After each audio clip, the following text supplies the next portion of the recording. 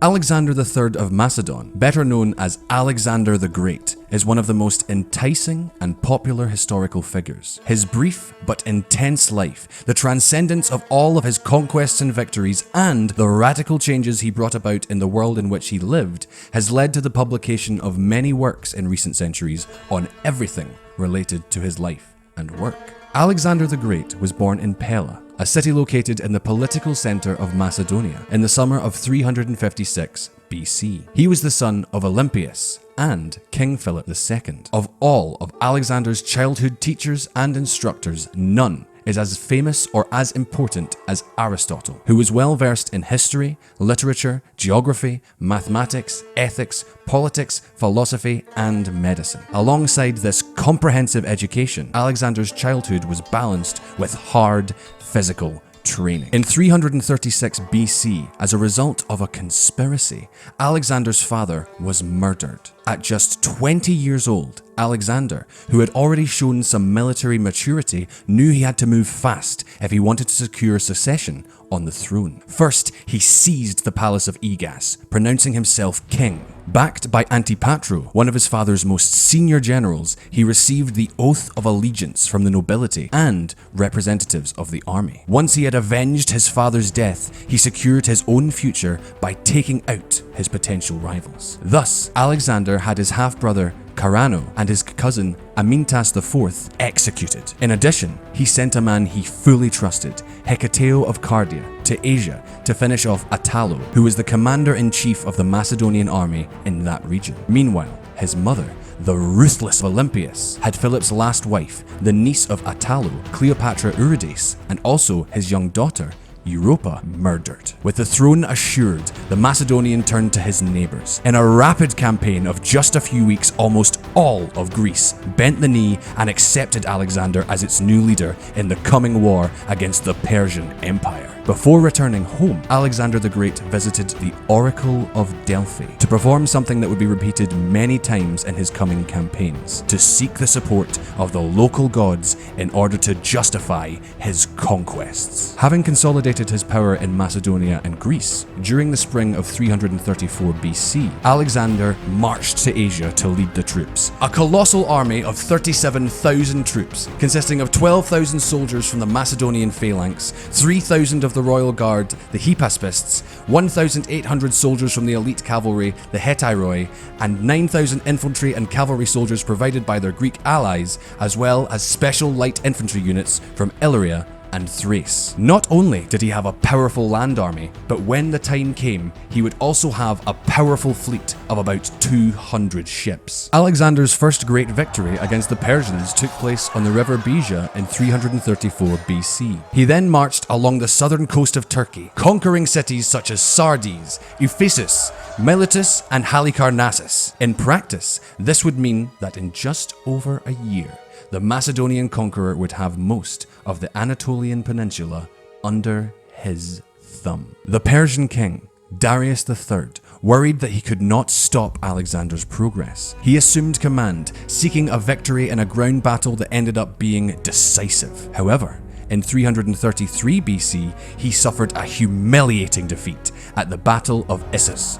Then, Alexander decided to go down the Syro-Palestine Strip before entering the heart of the Persian Empire, with the intention of depriving them of the naval bases they had in that area. In this way, Alexander the Great's conquests continued to spread throughout the Mediterranean coast, including Syria, Phoenicia, and Gaza. Alexander then stopped in Egypt to liberate its ancient civilization from the Persian yoke. After passing through Pelusio, or Memphis, Alexander was proclaimed pharaoh. Years later, with the rise to power of his general, Ptolemy, a new dynasty of Macedonian origin would rule the fate of Egypt for 3 centuries, the Ptolemaic dynasty. To win over his people, his priests, and even his gods, Alexander made a stop at the Suia Oasis to visit the Oracle of Ammon that proclaimed his divine origin. The Macedonian tried not to impose too much change in Egypt and did not alter its provincial divisions nor its traditions. Nothing would be as it had before though. In the Nile Delta, off the coast, he founded Alexandria in 331 BC, a city named after himself, conceived from its origin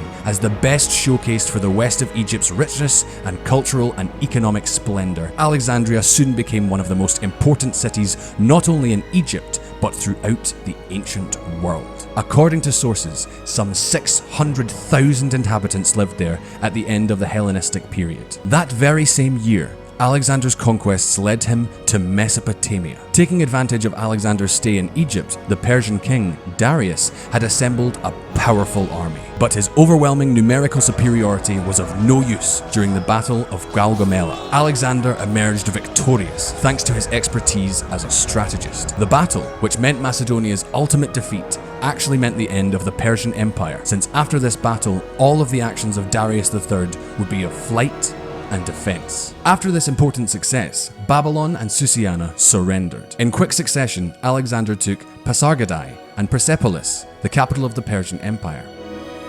Due to the unstoppable advance of the Macedonian conqueror, Darius III was killed by his satrap, Bessus, who then proclaimed himself king under the name of Artaxerxes. This was a great turning point in Alexander's conquests, as, with great intelligence, he adopted the title of King of Kings and decided to avenge Darius, undertaking the persecution of Bessus. The Macedonian conqueror significantly transformed his appearance and behavior to achieve the recognition of his new eastern subjects. To do this, he began to dress in the typical clothes of the Persian kings, give his friends purple garments embroidered in gold to wear in public, and saddled the horses with the typical harnesses from the area. He created 2 chancelleries, one European and one Eastern, dispatched with the royal seal of Darius III. He also surrounded himself with a rich entourage of local nobles who worshipped him, and even formed a harem with hundreds of women and eunuchs. In the following months, he subdued and occupied Hyrcania, Aria, Drangiana, Prophasia, and Aracusia, and reached the Kabul Valley, in what is now Afghanistan. Bessus would not escape for much longer, as he was caught by Alexander on his way through Sogdiana, the northernmost satrapy of the empire, where the now dry Aral Sea is located. After several years dedicated to the construction and fortification of cities, the pacification of all that is now the area of Iran, and the fight against internal rebellions in his own army for the growing despotism of his reign, Alexander pushed on into India in 327 BC. Unlike the Persian Empire, India at that time lacked centralized power and was divided amongst many peoples and kingdoms, no doubt an exciting challenge for Alexander. He did not stop.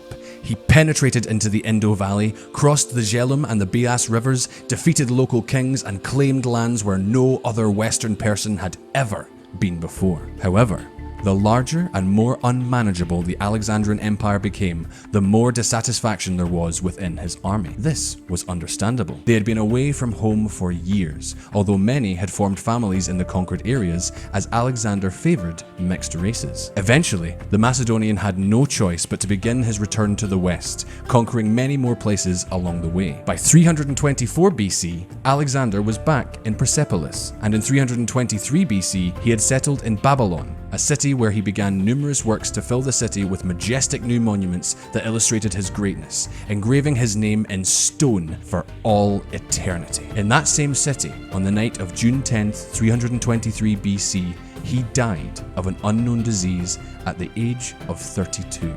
Other hypotheses talk of poisoning.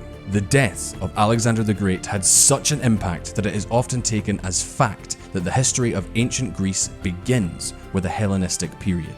Gone were great projects such as conquering Arabia, the land of myrrh and incense, a key place in trade between the East and the Mediterranean. The civilizing project dreamed of by the Macedonian had vanished before it was realized. Ambitious, passionate and calculating, generous and yet cruel, the invincible Alexander, whom posterity would know as the Great, had ridden thousands of miles on the back of his horse, Bucephalus, with the idea of forming a gigantic empire that generated a universal character. An empire that, by the way, would end up being one of the shortest in history, and that would be divided up amongst his generals.